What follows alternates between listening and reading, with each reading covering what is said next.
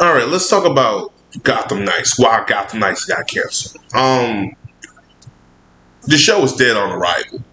When the trailer came out years ago, and I think I stated this about it's been a couple years now, about 2 years or a year and a half, because the show was supposed to come out last year. It was weird. So when the show trailer came out, whatever, we'll just go with that. The show was already doing bad things. You're doing another Batman show without Batman in it. Gotham did that before, but see, what made Gotham so good was the storylines, the acting, and just overall. Gotham knew what it was. It was a show, a prequel of Batman before Batman. But they still had Bruce Wayne in there. So you still have Bruce Wayne going through trials, tribulations, the death of his father, his parents, trying to figure out what's going on with that. But Gotham still did a good enough job to captivate you. Because they actually used the villains. The problem with this show is, from all, they're doing a show on Gotham Knights. If this is based off the video games even had nothing to do with the show, because they already knew the show was dead on arrival. Plus, you got the people who wrote Batwoman. Why would you give them anything? It's beyond me. And this is one thing I will say: the new president at the CW is not trying to make friends. He's trying to make money. The problem with the last president of the CW, granted, he gave us the Arrow, Flash, and all these other shows. He was friends with Greg Berlanti. He was friends with all these people. In reality, it's a show business, not friend business. And these shows weren't bringing them any type of money. The money they got from the shows was when they moved it to Netflix, because Netflix would pay for them. That's how they were getting their fucking money half the time. They were just, put them on here. Not saying, let's ship these to somewhere else. But Warner Brothers at the time wasn't really thinking, because the jamokes at Warner Brothers were just trying to compete. They were trying to compete with Marvel. And they suffer for that. But you can look at Gotham Knights, and this was just dead on arrival. I think I was watching a video, and someone else said the Gotham Outlaw. They could have called it the Gotham Outlaws. Hell, I even said it. They should have called them the Gotham Outsiders, focusing on the outsiders more so than anything, and just focusing on that. But hell, I would have done it in this way, because you can focus on the outside with Owlman, and if you want to go that realm with it, and still would have made better television than this. I would have went with this, and I would have used Simon Sagg as the main recurring villain throughout the show. I would have done this. I would have made this Gotham. If they would have gone call it the Gotham Knights, let's say they call it the Gotham Knights. I would have done it in a way where they got Katie or Kathy Kelly, the one from The Dark Knight Returns. I would have focused on her being the new Robin and the new hero of Gotham, since Batman supposedly is dead. If you want to follow the comics, or you want to go your own route and say he dies, but she is trying to be the Gotham, pretty much the Gotham savior. But eventually she's not. She can't handle it. Then Jason Todd comes in and said, "What the hell are you doing, kid?" "I'm Robin." He said, "Yeah, no, you're not. I'm Robin. Dick's Robin. You're not no Dick. You're not no Tim. Where's the old man?" So he comes back. He finds out the old man passed away. He didn't know. He's upset about it. Then he said, "I will teach you to be the Batman or the Robin of this Gotham." And Jason Todd takes a mentor role for her in a way. And they still try to figure out who killed Batman, if they want to go with that fucking route. But instead of them having this whole group of gang of misfits of villains, which would never work anyway, and you make that the selling point. Jason's back, but he's trained this new girl. Now Jason's killing people. He's straight up murdering people. And she's like, "Batman never murdered." He's like, I'm not Batman. I'm Red Hood. And he's killing people. And you have these two going back and forth with that. And she's like, "I don't want you to train me." He's like, "Fine, fuck it. I'm still gonna kill people."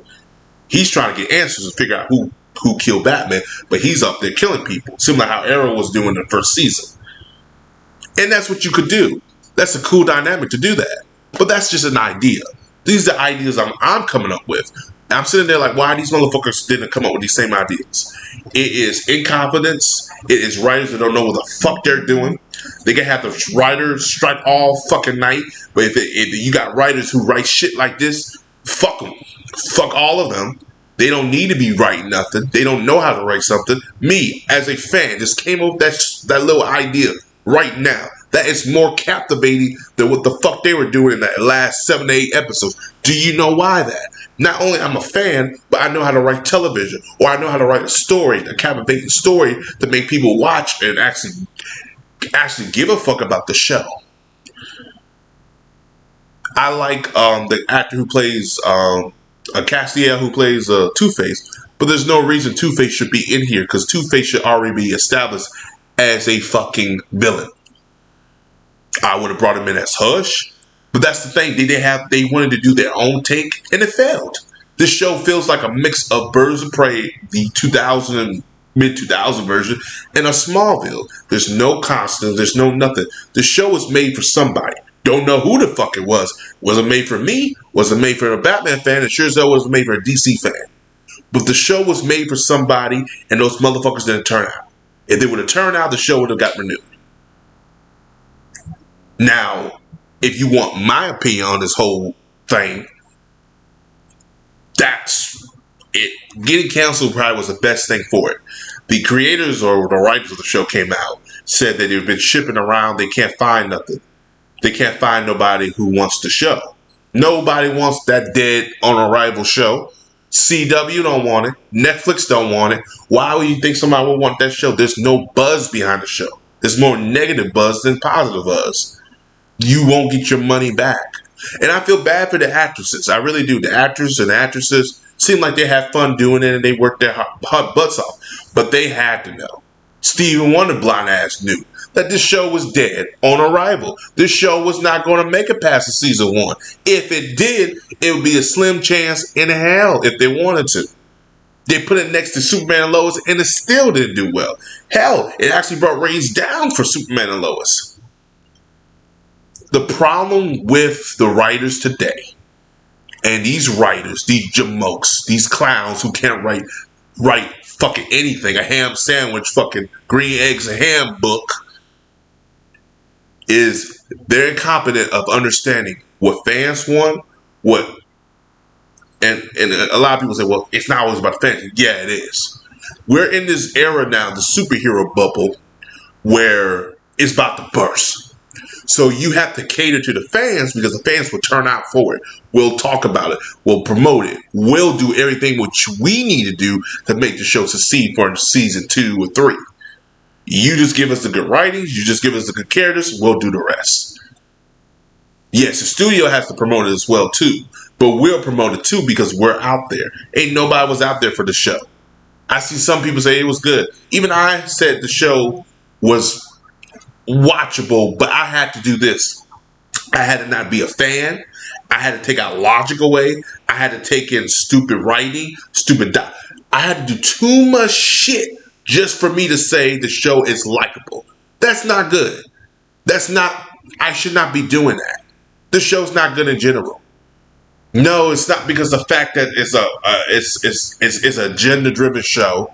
It's not the fact that the show writing, even with the gender-driven show, this was already dead on arrival for me because you don't have the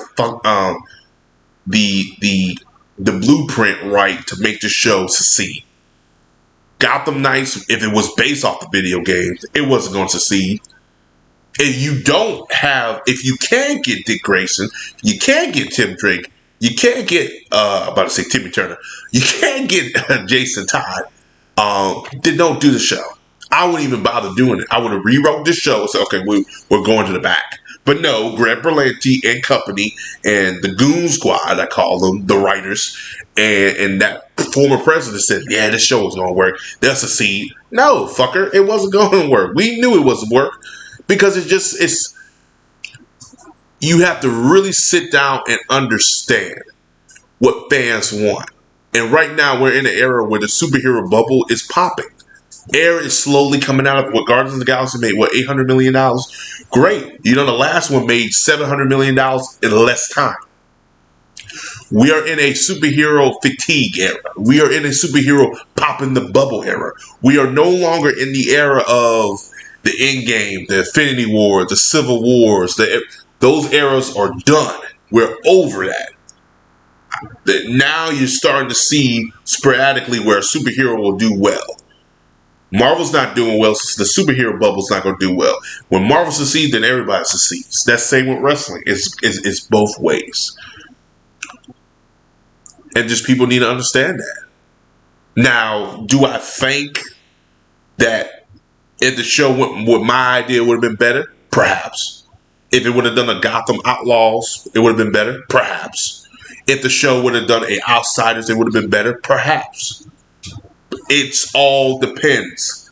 But I will say this. Those ideas are 10 times better than what the fuck we got. Those ideas feels like a fan who actually is trying to develop a show, not just for fan base or for a fan of DC, but a person who will watch it. There's logic and stuff behind it. Shows like this gives superheroes a bad name. Really.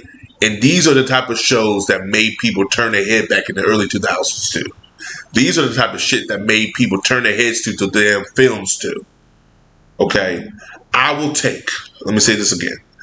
I would take certain old shows that were made in the early 80s over this. Is this the worst thing? No. I've seen worse. Batwoman.